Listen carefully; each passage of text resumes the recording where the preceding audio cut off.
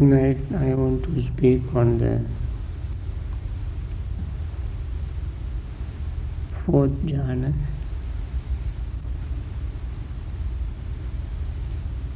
I hope by now you might have made some progress in at least trying to attain jhana, if you have not attained yet. But even if you have not attained, you don't worry about it. You will one day, when you know the way how, when you have time and finding a suitable place, quiet place, away from activities, on your holidays, vacations, like today. Today is a holiday, July 4th. And on a day like this, if people decide to spend time in practicing jhana, this experience, this knowledge you have gained would help you.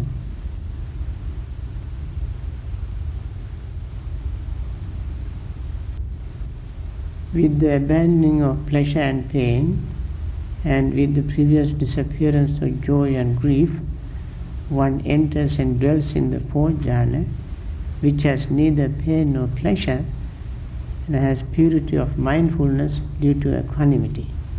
This is the formula of the fourth jhana. You can see there are several things in this formula which you won't find in the previous jhana formulas.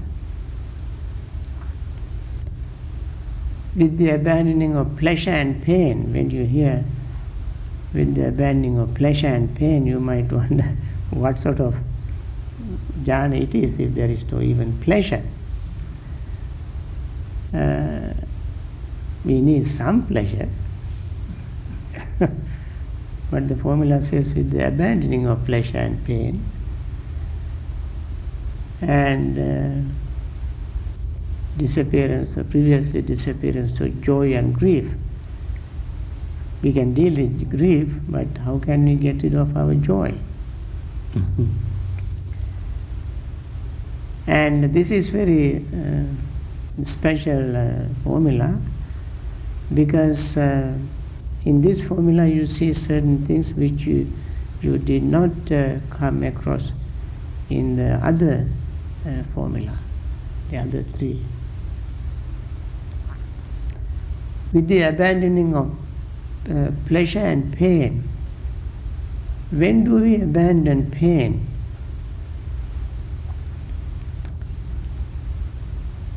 You know, abandoning something sounds like we deliberately throw it away. But here we don't abandon like that. It so happens when we are in that jhana, it so happens that pain disappears. What is that jhana? Where we abandon pain? Here we talk about the attainment of the first jhana. When we attain the first jhana, physical pain disappears. Pain here refers particularly to physical pain. If you still have physical pain, you are not even in the first jhana. When you attain the first jhana, your physical pain should disappear. Suppose you are in meditative state, and your pain disappears for a short period of time, and everything else happens during that period. Perhaps you could be in jhanic experience. But if you have pain, physical pain, you are not even in the first jhana. Why physical and how physical pain disappears when we are in the first jhana? Because there is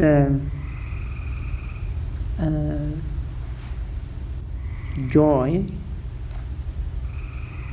happiness, and concentration.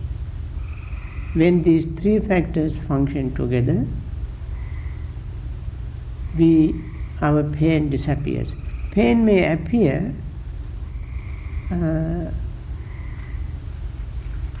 even in the closest proximity of jhana, in the neighborhood jhana, in what is called access concentration. And that is why access concentration is not something that has a full jhanic power. Because in access you still have pain, even in the first jhana.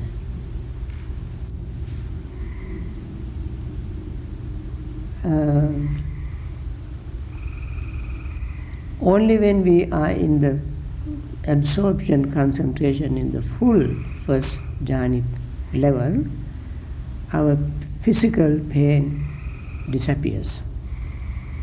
Because of the fact that all these jhanic factors, initial application of thought, sustained application of thought, joy, happiness and concentration, operates in unison as one unit, one sort of package.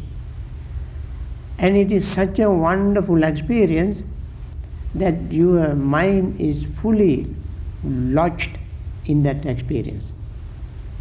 And you won't think of pain, physical pain at all. There may be reasons for pain to arise, but you don't even feel that because your mind is so absorbed in this joy, happiness and concentration.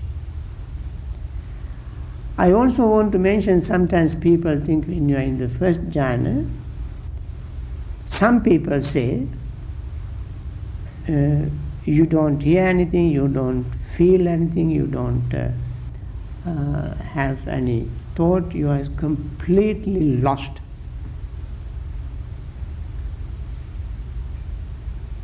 If that happens only in the first jhana itself, then what can we gain from the higher jhanas? If everything happens in the first jhana, then we don't have to go to higher jhanas.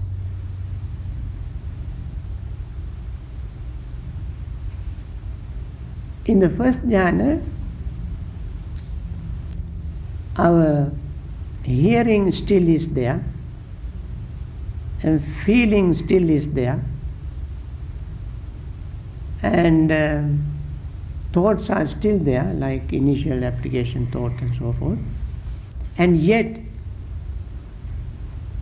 joy, happiness and concentration are very powerful. Not extremely powerful, but relatively powerful. Powerful enough for not to feel physical pain. And that is why we have, that's why the formula says, with the abandoning of pain. And then grief, the second factor we abandon. Grief is more mental. In Pali it's called domanassa.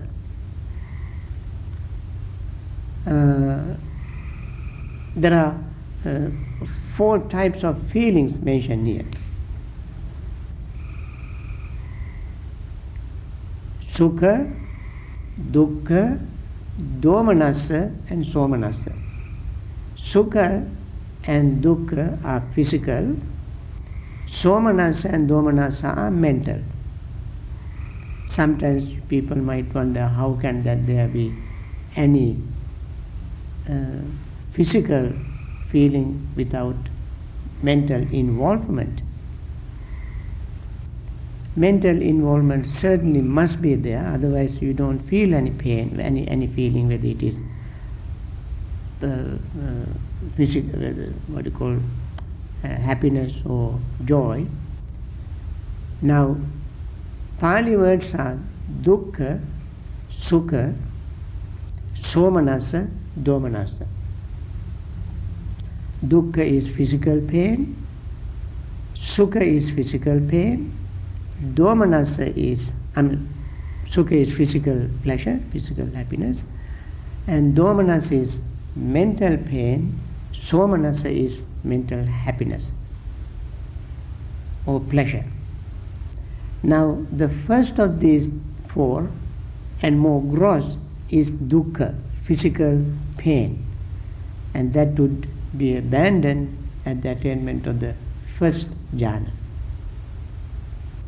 Then, the next level, we have domanassa, mental displeasure or grief, disappointment, which would be abandoned at the attainment of the second jhana. How we abandon grief or disappointment when we attain the second jhana? Because in the second jhana, the joy factor is stronger than the first jhana, because initial application of thought, sustained application of thought are abandoned, and therefore joy factor becomes stronger. You know, when certain mental factors are present, certain other mental factors are, although they are there, they are not that prominent. Joy is in the first jhana itself, but joy is not as strong as in the second jhana because of the presence of initial application and sustained application of thought.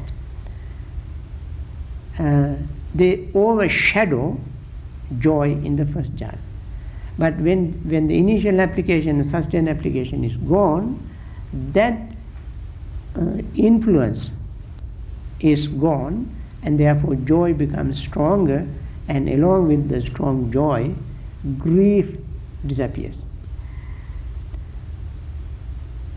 It is called domanassa, disappointment or grief. Sometimes you can see yourself, you can experience, you can know. People often ask us, how do I know in which jhana I am? This is how you know. When you are in the second jhana, your joy, happiness and concentration is stronger than the first one. You don't have a scruple of grief, disappointment, anger. There can be reasons for people to have grief. Very in a subtle way, but that grief is no longer there in the second jhana. Joy, happiness and concentration very strong. When you attain the third jhana, joy factor will disappear. What is called piti will disappear. Now, why should we give up piti, joy? Because it is so wonderful. We really are looking forward to gaining some joy. Well, before we master the third jhana, joy factor is very important. I mean, before we master the second jhana, joy factor is very important. But when we keep mastering the second jhana, we begin to see the weakness of joy factor. As I said, joy factor inherently weak, and inherently weak because it always has to fight with disappointment, grief, and therefore it wears out, and so we feel it is getting weaker. And therefore, when we attain the third jhana, that weak factor will be abandoned.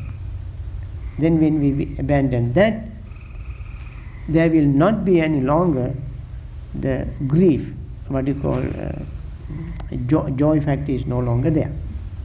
Although joy factor is important at the beginning, when we go higher and higher and higher, even the joy becomes more gross. As the mind becomes more refined, the joy becomes gross. When we ordinarily, joy is something wonderful, but as the mind becomes more and more refined, more and more peaceful, more and more subtle, joy is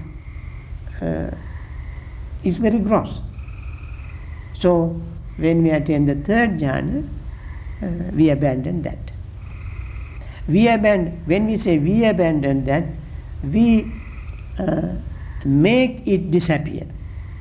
We make it disappear by not paying attention to it. As we keep repeating again and again, we find this weak factor and we don't pay attention to that. You may wonder, how are we going to discard them, make them disappear? We cannot take it from our mind and throw it away. Just like a physical object, in order not to make it present there, what we have to do is not to pay attention. As I mentioned many times in our discourses in the past, when we pay attention to something, that thing exists. That is why the Buddha said, Manasikara sambhava sabbhe dhamma. Manasikara sambhava sabbhe dhamma. Manasikara means attention. Attention is one of the factors of mindfulness, and that is always present in the jhanic practice, in jhana meditation as well. So we use this manasikara, we use this attention to keep something. For instance, in order to maintain jhanic level, once you attain the jhana, you got to maintain that attainment with manasikara, with attention.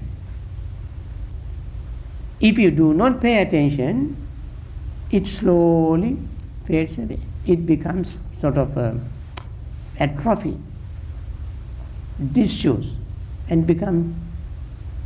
It would feel that it is neglected. So when it is neglected, it would say, well, why should I bother him? Let me disappear. So it disappears from the mind, because you do not pay attention to it. And this is very important to remember, how we eliminate these factors by not paying attention. And this is also very important to remember, whether we practice vipassana meditation or tranquility meditation, attention is absolutely necessary in order either to attain it or to abandon something. If you want to abandon it, don't pay attention. Let it go, let it obliviate. If you want to nourish it, support it, maintain it, uphold it, pay attention to it. And this attention can also be two types. If we pay unmindful attention, it turns out to be negative. If we pay mindful attention, it turns out to be positive. Therefore, these two are called yoniso manasikara, ayoniso manasikara. Ayoniso manasikara means unmindful reflection, unmindful attention. So mindfulness is always there for us to use, whether we practice vipassana or tranquility meditation. even if when we practice tranquility meditation, we have to have yoniso manasikara, mindful attention. If we practice, if at any moment, if we use unmindful attention, then instead of abandoning, we can strengthen it. And that is why Buddha said everywhere, when we pay unmindful attention to unwholesome thing, we nourish the root. We make it flourish. When we pay mindful attention to unwholesome things, then we suffocate it, starve to death. Don't feed it. When we pay mindful attention to unwholesome thing, we don't feed it. Similarly, if we pay unmindful attention to wholesome thing, then wholesome thing will be suffocated, starved to death. If we pay mindful attention to wholesome thing, then wholesome thing will be nourished and flourished. Now, we can, even in jhana, we play with this attention. If we pay mindful attention, we can let go of this joy. If we pay unmindful attention, we cling to joy. And we stay. That is what happens to meditators. That is one of the reasons why people say tranquility meditation is dangerous, because the joy, happiness in tranquility meditation is so powerful, and to make it even stronger, concentration is there. And these three are so tempting, so enticing. And to make it even worse, somebody can remain unmindful, pay unmindful attention to them. And therefore, one would not make the best use of the jhana. But it is very unlikely that somebody who practices wholesome concentration to pay unmindful attention to any of these things. Very unlikely. It normally doesn't happen. But it is still possible. And therefore,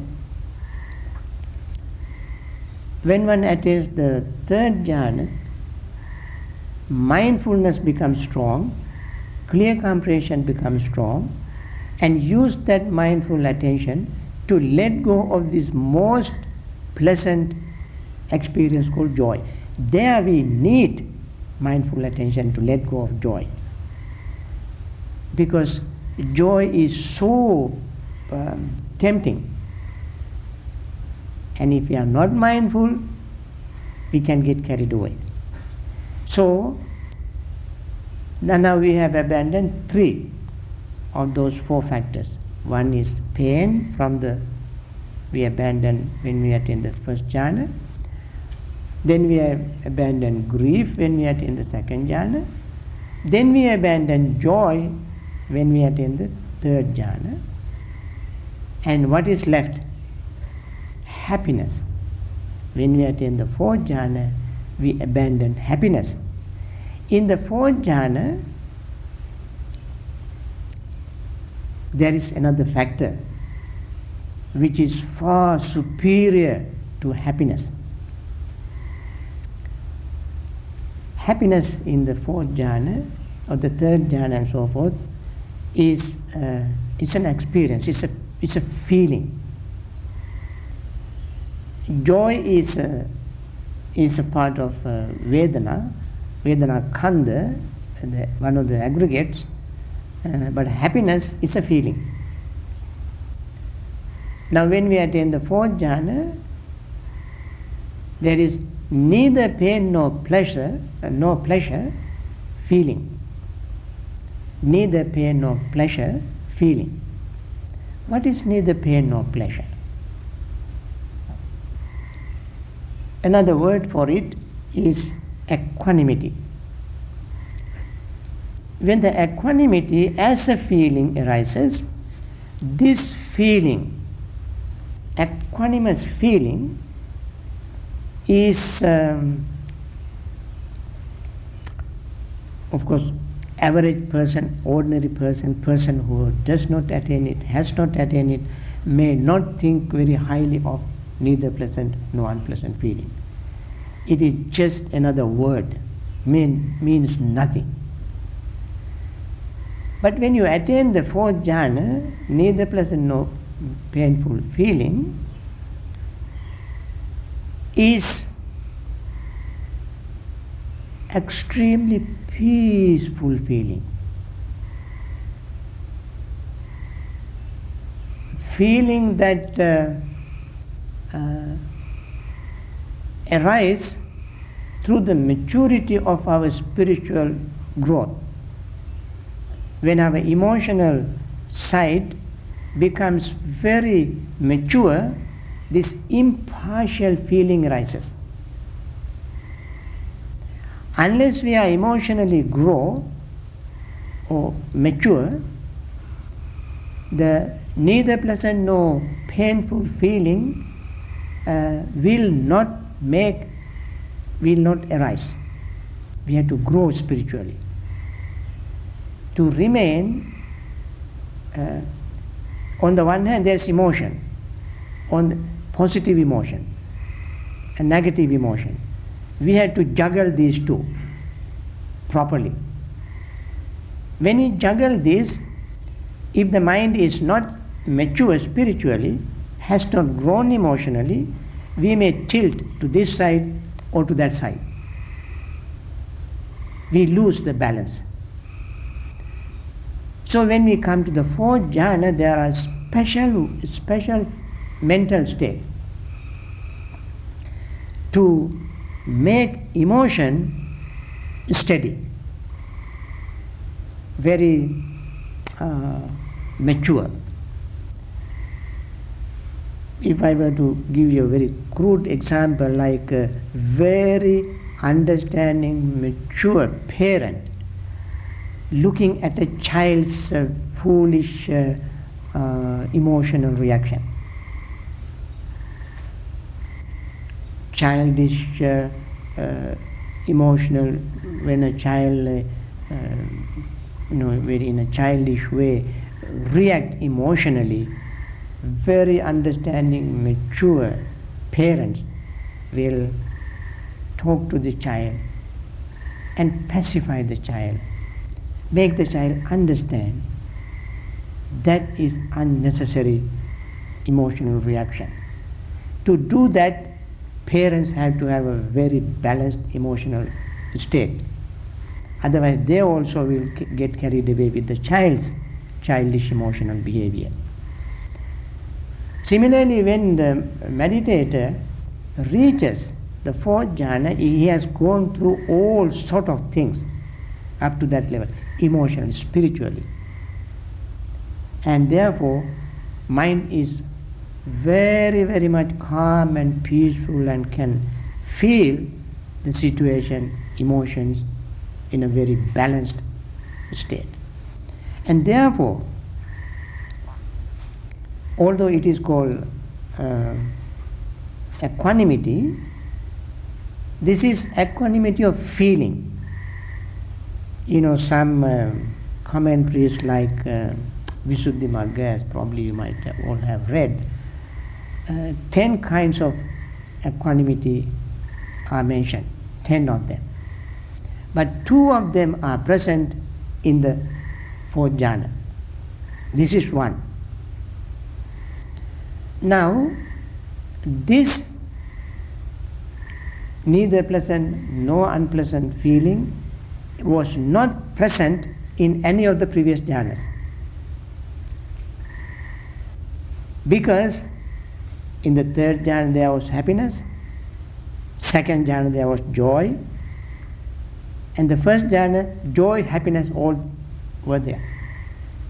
And therefore there cannot have these two, this neither pleasant nor unpleasant feeling, or this kind of equanimity. Only in the fourth jhana, this kind of a feeling equanimity arises, only in the fourth jhana. Now, we mentioned 4.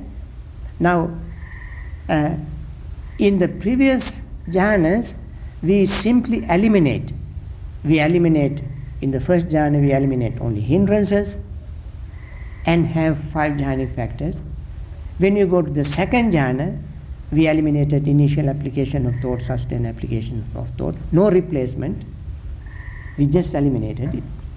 When you come to the third jhana, we eliminated joy, no replacement, just eliminated, we leave the gap. When you come to the fourth jhana, we replace happiness rather than leaving a gap. We eliminate happiness and replace it by neither pleasant nor unpleasant feeling. So, in addition, there are some other things in the fourth jhana. With the abandoning of pleasure and pain, and with the previous disappearance of joy and grief, one enters and dwells in the fourth jhana, which has neither pain nor pleasure, and has purity of mindfulness. This is very, very important to remember. Not just mindfulness. In the second jhana, in the third jhana, we had mindfulness and clear comprehension. In the first and second, it is not even mentioned. Mindfulness was there in the first jhana. It was not mentioned there. Why? Because it is just like the moon in the bright daylight. When the sun is so strongly shining, the moon doesn't shine at all. Although the moons, may some days, just after full moon day, even daytime there will be moon. Is it after full moon day? Or close to new moon day? Anyway, I don't remember these phases of the moon. Anyway, sometimes you can see half moon or quarter moon or crescent moon occasionally in the very clear sky. But it doesn't shine at all because sun is very bright. Similarly, when initial application, sustained application, joy, happiness and concentration are working in full force, mindfulness doesn't shine. Mindfulness is there, it doesn't show up in the first jhana. We go to the second, joy, happiness and concentration are in the full force, in their prime youth, so to say, strong, powerful, and mindfulness is not shining. When the joy eliminated, then mindfulness begins to shine in the third jhana. And even clear comprehension shines in the third jhana. But nothing special in it. It doesn't say anything, any characteristic, any special quality of mindfulness in the third jhana. It is just there. And that helps the meditator to remain mindful in the jhana and out of jhana. But when it comes to the fourth jhana, all these are eliminated. Joy, grief, pleasure, and pain, and even happiness, which overshadow mindfulness, they all are gone, and therefore mindfulness not only is there, but even it is pure.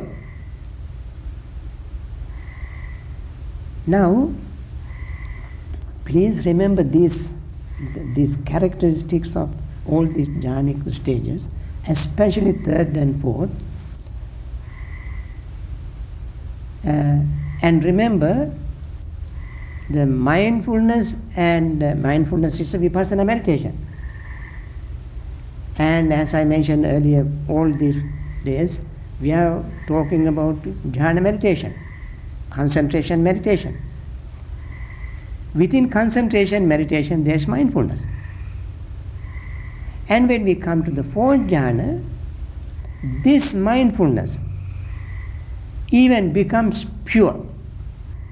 Upekha sati parisuddhin in Pali. This mindfulness becomes pure. How can it become pure? Because of the presence of equanimity. Now, equanimity became powerful in the fourth jhana, although equanimity was in other jhanas as well, but in those jhana, equanimity was not strong enough to purify, polish mindfulness. You know, to polish mindfulness, there has to be something even more powerful than mindfulness itself. Isn't it? We practice mindfulness, always mindfulness, mindfulness, mindfulness, mindfulness, mindfulness. There is no way to polish the rough edges of mindfulness. There's no way. When we come to the fourth jhana, mindfulness becomes very sharp and clear, pure. Why? Because of equanimity. Equanimity itself has to be powerful to polish mindfulness. How it happens? You know, all the emotional factors have been dealt with. All emotional factors, joy, grief, pleasure, happiness, all are dealt with. Only when they are present, equanimity is very much like the moon in the daylight. But when these emotional factors are all gone, then equanimity has its chance. It becomes very powerful, very strong. And that polishes mindfulness and clean up mindfulness. So, where do we get mindfulness to be cleaned up? It has to be in the practice of jhana meditation. How do we get it into jhanic meditation? How do we get mindfulness into jhanic meditation? Because we have already practiced it earlier. Tranquility meditator or jhanic meditator is not expected to start everything from the vacuum, from out of blue, from empty space. Right mindfulness, right concentration or samma samadhi has to be started from the basis or foundation of mindfulness. In order to have a right concentration, skillful concentration, as we mentioned, skillful concentration can be practiced on the basis of mindfulness. The 7 step of the Noble Eightfold Path. We practiced it, and there we could not get it purified, cleansed, polished, and while it is still remaining unpolished, crude, we move on to jhana practice, tranquility meditation, 8 steps of the Noble Eightfold Path, and then practice it. When we practice, that previous experience of mindfulness is not lost. The previous experience of mindfulness is not lost. It is still there. So it keeps coming with the jhana, and what the jhana does, every time we attain the jhana, this mindfulness also gets little share of it. of the power of concentration. It gets its little share. And when we go higher and higher and higher, it all of a sudden pop up, shines, and then even get purified because of the cousin, so to say, of mindfulness is equanimity. We cannot practice mindfulness without equanimity. You see, when we practice mindfulness, we always have to remain equanimous, because mindful meditator also is juggling all the factors. And it can juggle all the factors only if there is equanimity. In the 7 factors of enlightenment or 37 factors of enlightenment, whatever, equanimity is always in as a justice, looking both sides to balance. And that equanimity is in mindfulness practice and in jhana practice. And therefore, when we come to the 4th jhana, this all-powerful, all-pervasive, emotion-free, unbiased mental state called equanimity becomes strong. Here equanimity is not a feeling. Equanimity here is not a feeling. It is just a balanced state of mind. So in the 4th jhana there are 2 equanimities. One equanimity replaces happiness, and there it is called neither pain nor pleasure. And the other equanimity, which is not emotion, not a feeling, but balances everything, purifies mindfulness, which we have already practiced. Then what happens? Now, when one attains the 4th jhana, that person is in a very good situation to use concentration,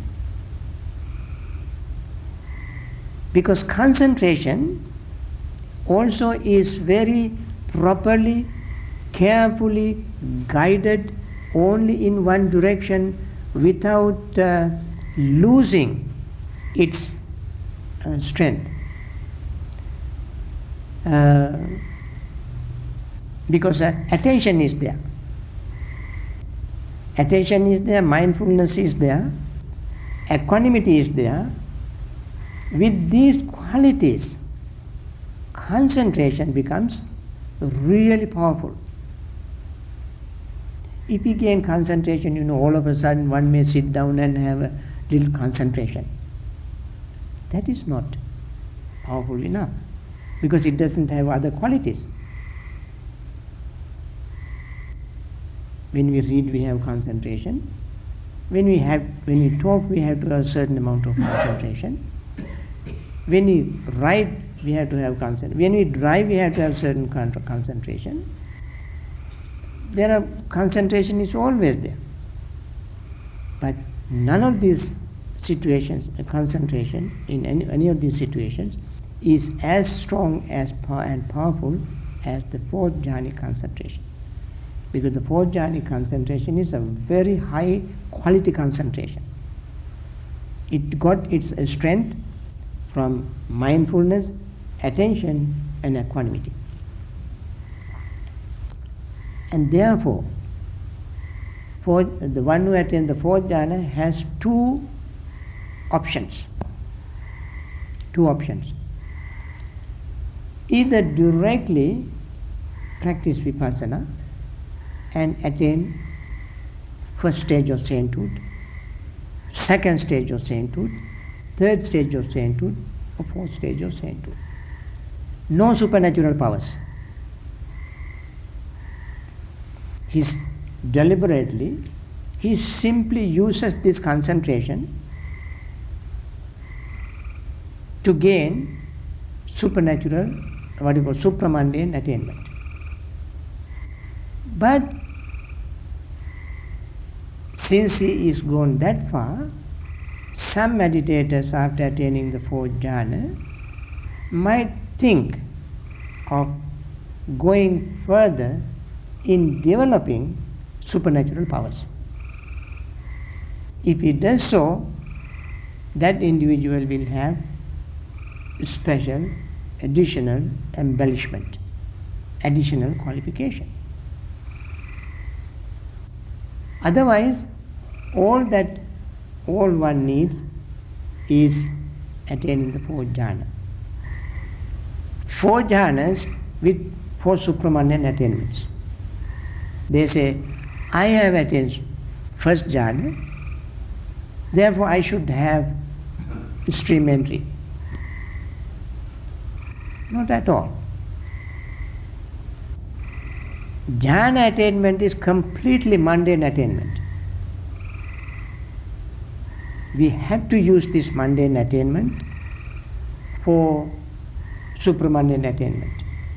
If we do not pay attention to supramundane, if we do not use them for attaining supramundane states, automatically we don't attain supramundane state. No way. We have to make a special effort, and we are in the best position, best situation to practice supramundane attainment, to attain supramundane attainment. Now,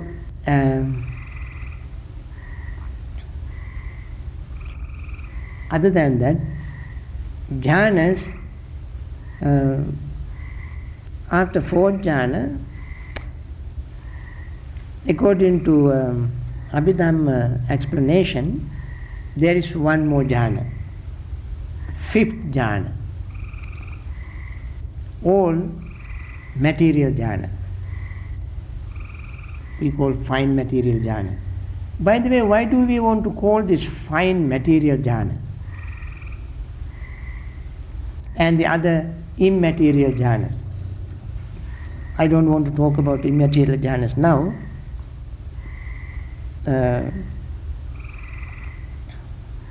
I still want to focus on fine material jhanas. And before I go to the fifth jhana, why do we want to call this attainment fine material jhanas? Because we use fine material objects to cultivate these jhanas. And therefore, based on the object we use for cultivating these jhanas are called fine material jhanas.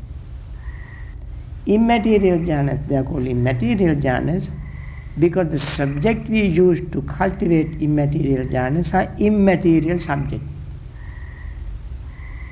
Therefore, all depend on the subject or object we use to cultivate jhana. If we use mundane material object, we attain material jhana. If we use immaterial object, we attain immaterial jhanas.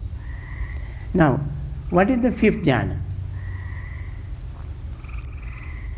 According to Abhidhamma method is a very fine analytical method. Abhidhamma teaching goes very systematically. Everything is defined and analyzed. According to that method, we have 5 jhanas, and they say we need 5 jhanas according to our own intellectual capacity. Some people are more intellectual than others, and they can attain all in 4 jhanas.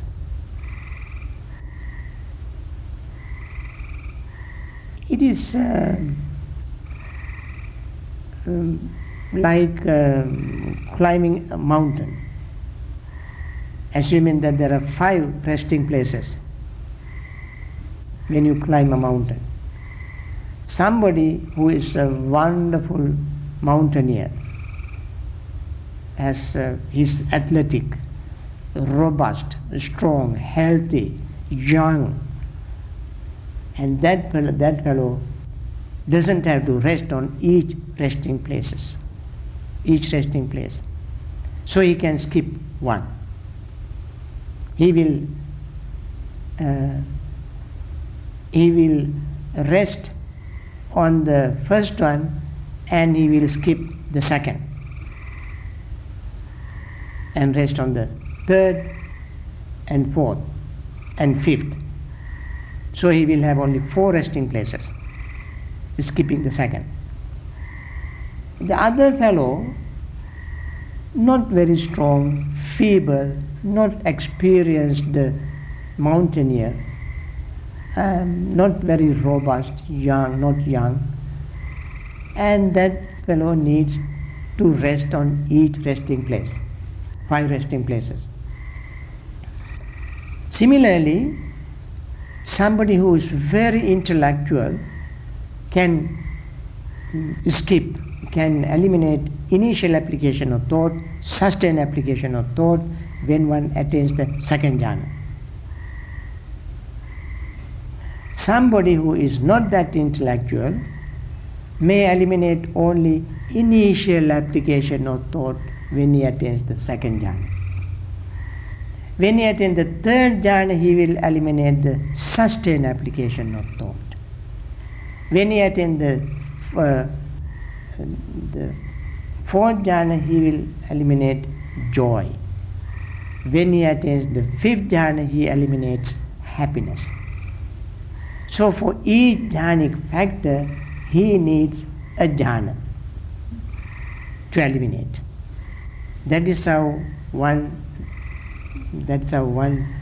attains 5 jhanas, another attains 4 jhanas. All depends on one's own skill, ability. But the formula also are different. We say one who enters the second jhana will have joy, happiness, concentration born from concentration. Joy and happiness is born from concentration, according to 4 jhana method. But according to 5 jhana method, joy, happiness arises again from being aloof from sensual pleasures. This kind of change is there in the formula. Otherwise, attainment is the same, experience is the same, the goal is the same. Now, friends, with that I must stop without going into immaterial jhana. You have enough with material jhana. Now, maybe tomorrow I'll start with immaterial jhana, and day after tomorrow I will conclude how we can use the jhanas to attain supramundane attainments. When we come to supramundane attainment, there are all kind of nitty-gritty details to put together, and I try to, pull all these loose ends and tie it together on the last talk.